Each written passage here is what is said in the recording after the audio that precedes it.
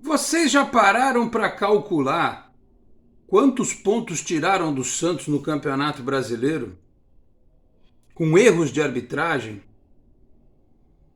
Eu nem me dei o trabalho de fazer a conta. Se vocês puderem fazer, eu agradeço. Eu não me dei o trabalho de fazer as contas porque eu sei que foram tantos os erros que os pontos retirados eram mais do que suficientes para o Santos estar na zona de classificação para a Libertadores. E esse prejuízo está na conta da dona CBF e da sua comissão de arbitragem. Claro que o Santos poderia ter sido mais competente, mas a gente não sabe, com tantos erros e tantos resultados negativos que foram se acumulando, se isso não teve um impacto psicológico e esportivo no time na sequência do Campeonato Brasileiro. Vou falar um pouquinho sobre isso e também sobre os meninos do Sub-17 em campo nesta quarta-feira e os do Sub-20 em campo nesta quinta. Fala pessoal, tudo certo? De volta para mais um vídeo aqui do nosso Canal 10 com estas análises a partir de agora, em nome de Peter, Leandro e Dani Haddad, Fisioterapia. Quer ter mais qualidade de vida e ficar livre das dores? Então entre em contato com o Peter ou com a Dani pelos telefones 13 997040944, 13 997827308. Conheça o trabalho também pelo Instagram, Peter, Leandro e Dani Haddad. Também a Exatec Informática, na Senador Feijó 686, sala 1820, no Blue Office. O site é o exatecinformatica.com.br, telefone 13 3020 1877. Conheça mais da Exatec também nas redes sociais. Se você está chegando agora aqui no Canal 10, peço para se inscrever, ativar as notificações, deixar o like, que também é importante, e se quiser, torne-se membro do canal. Vou rapidamente aqui falar sobre a base, antes de entrar nesse tema do prejuízo causado pelos erros que a arbitragem cometeu nos jogos do Santos, né?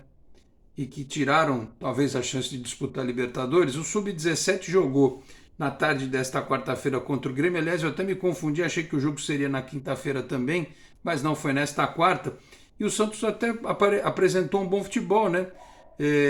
Rodrigo César fez 1-0 para o Santos. Aí nós tivemos um pênalti que o Gustavo Henrique desperdiçou.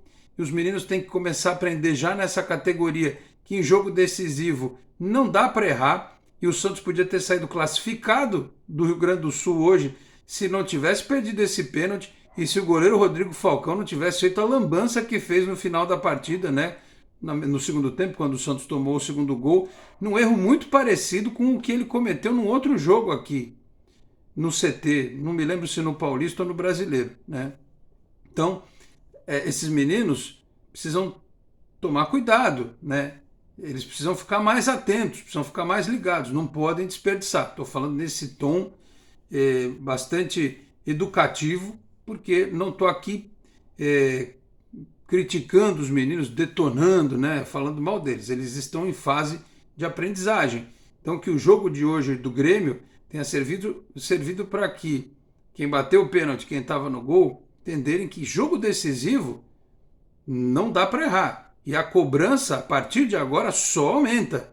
Alguns deles vão estar na copinha, serão mais vistos e mais cobrados. Alguns até logo estarão no time principal. E aí vocês já sabem, melhor do que eu, o nível da cobrança que é no time principal. Então é bom os meninos se acostumarem. O Santos até fez o segundo gol, né, com o Lucas Ian, mas aí tomou esse gol bobo, né, e permitiu um empate por 2-2. Semana que vem, na Vila, o Santos joga por uma vitória simples para classificar, mas o Grêmio é um time aguerrido, característica tradicional da equipe tricolor do Rio Grande do Sul.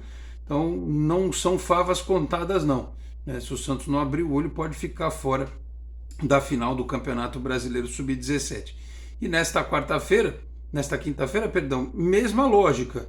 O Santos empatou com a Portuguesa no jogo de ida no Canindé, jogou melhor, empatou 0-0, mas a Portuguesa tinha empatado também com o Palmeiras no jogo de ida e venceu no jogo de volta. Vai ser com portões abertos na Vila, né, 3 da tarde, vai ter transmissão aí pelo YouTube, agora não sei se é a Santos TV ou se é a Federação, acho que é o da Federação que vai mostrar, enfim, tem transmissão, mas se você estiver desocupado, de férias, estudante que esteve na escola de manhã, vai lá assistir o jogo do Sub-20, Miguelito deve ser titular, né, foi preservado do jogo contra o Flamengo, O Enzo, outro boliviano, estará em campo, o Ivonei, enfim, aquela meninada que a gente está acostumado a ver. Tomara que eles consigam chegar à decisão do Campeonato Paulista Sub-20, repito, 3 da tarde, portões abertos na Vila Belmiro nesta quinta-feira. E claro que todos esses meninos talvez vivessem a expectativa de por que não jogar uma Libertadores no ano que vem. Não só eles, mas como os meninos que estão na equipe principal, que até já jogaram Libertadores, né? Marcos Leonardo, Ângelo, enfim. E outros do time principal, mas esse direito, esta condição foi tirada do Santos ao longo do campeonato. E dá para dividir em partes essa responsabilidade. Por falta de capacidade da diretoria, por contratar treinadores que permitiram que o Santos não somasse pontos, né, que deixaram o Santos ser eliminado e perder pontos importantes, Lisca, Bustos, enfim. Perdido o timing da troca desses profissionais e talvez da não vinda deles, né, talvez fosse o principal.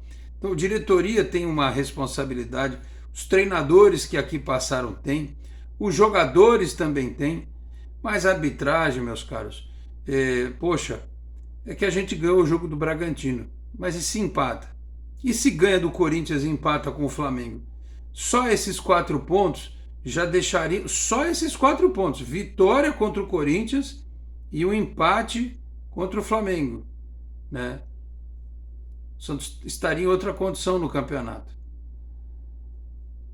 Porque eu disse que se o Santos não tivesse o expulso contra o Corinthians, venceria o jogo.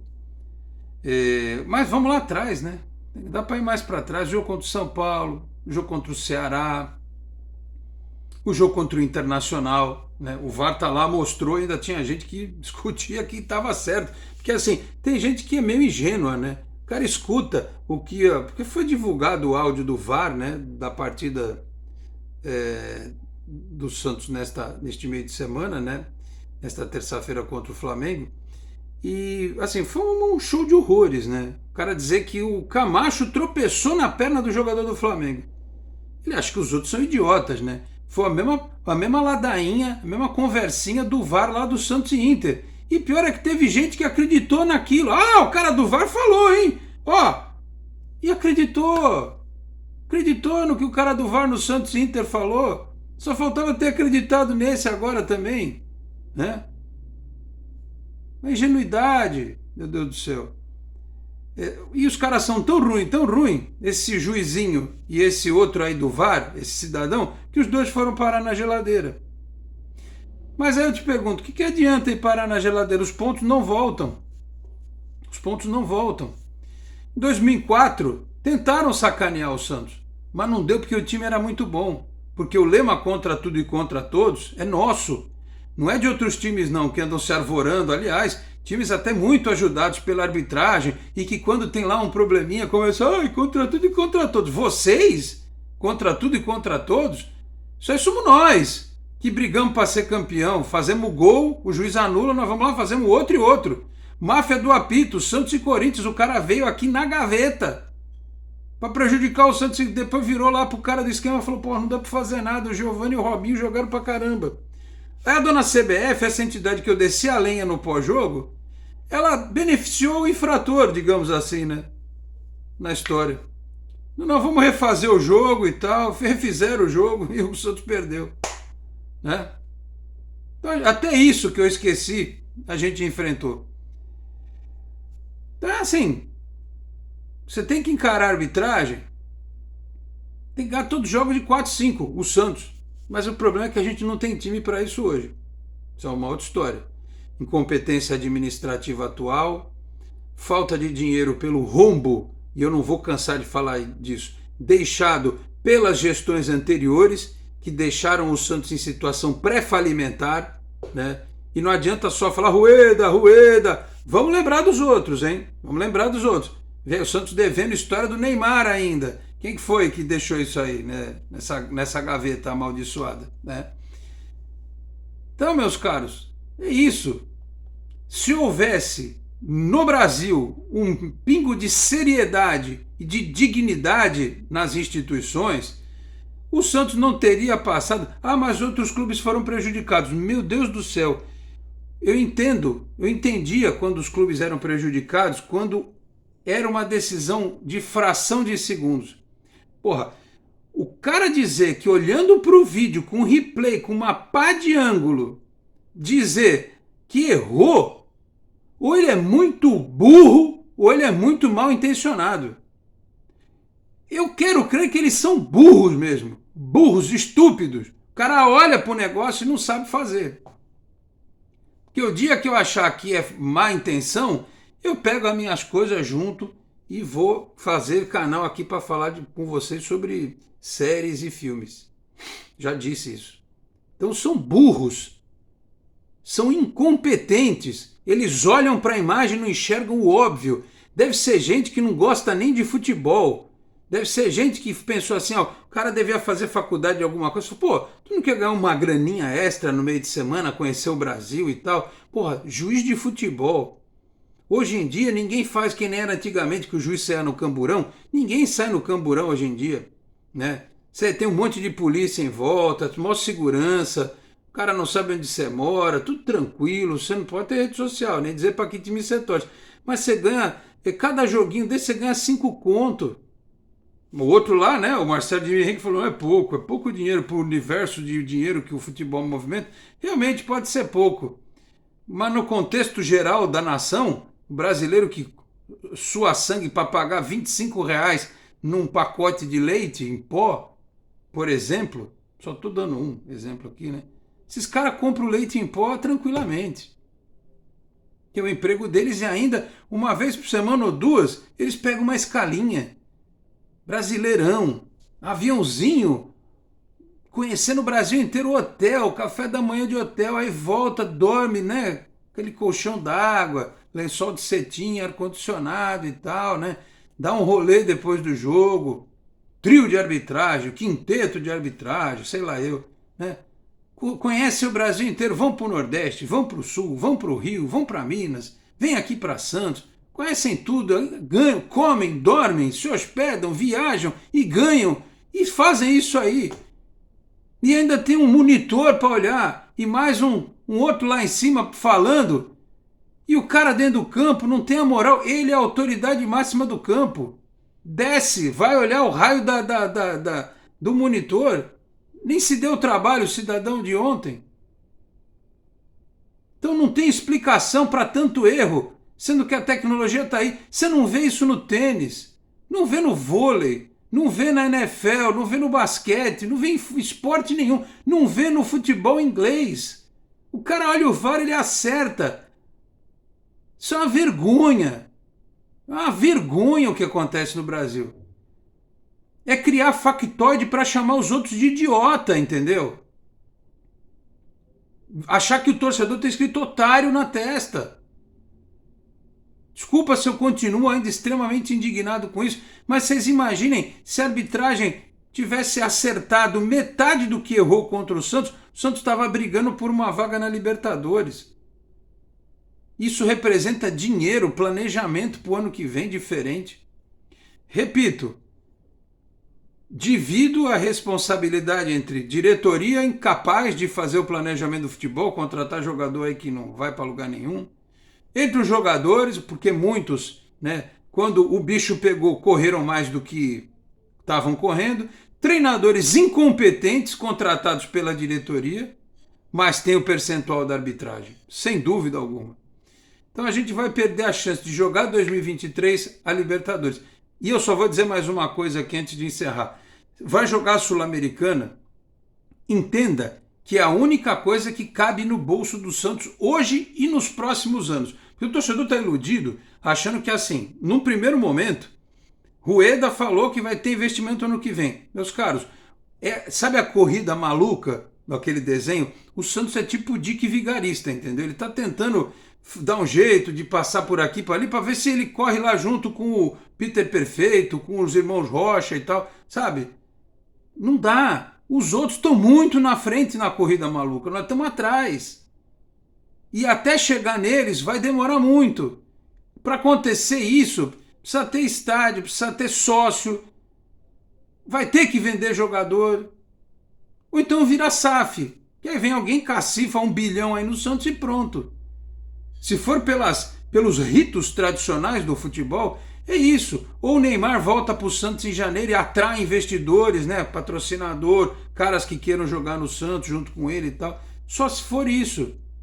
Mas se o Neymar não voltar, nós vamos ainda penar um tempo. E não vai ser nem no último ano de gestão do Rueda, e eu estou avisando com mais de 1 ano de antecedência. Não vai ser com o próximo presidente, na gestão dele, que o Santos vai se equiparar a Flamengo, Palmeiras e outros times. Na forma tradicional, a não ser que vire SAF. Tem isso. Então, e é um trabalho de muitas mãos. Só que tem gente que não está participando, não está ajudando, né? Então, vamos botar na cabeça o seguinte, 2023 é para não cair na primeira fase do Paulista, né? Não passar essa vergonha. Brigar por vaga na Libertadores e o mais longe possível na Copa do Brasil, vaga na Libertadores no Brasileiro e ganhar a Copa Sul-Americana, porque é possível. É possível ganhar a Copa Sul-Americana. Com esse time aí, com os meninos, com o Soteldo, com alguns reforços e com um treinador que possa fazer esse time ser mais competitivo, dá, não é nada de outro mundo não.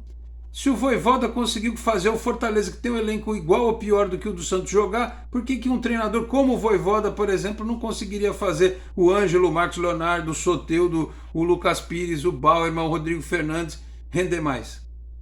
Né? Então é isso.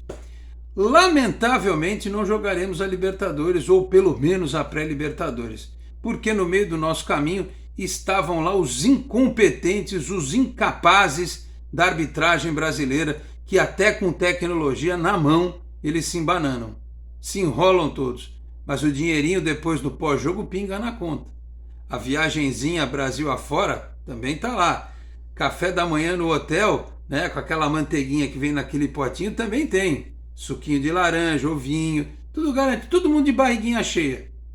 E o torcedor que está aí desde a pandemia,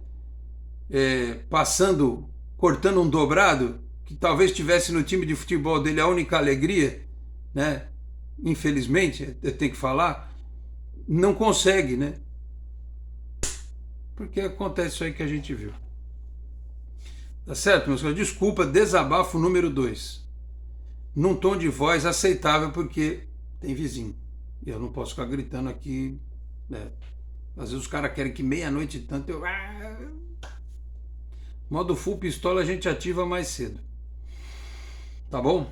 É isso. Falei aqui também em nome de Cicobi Unimais Metropolitana, sede em Santos, na rua Doutor Carvalho de Mendonça, 87, na Vila Matias. Tem Cicobi também em São Vicente, Guarujá, Praia Grande, Cubatão, Peruíbe, além das agências na capital paulista, Grande São Paulo, ABC, importantes municípios de Santa Catarina e do Rio de Janeiro, com a incorporação do Cicobi Santa. Eu vou ficando por aqui. Muito obrigado a todos pela audiência, um grande abraço e até a próxima. Tchau, pessoal.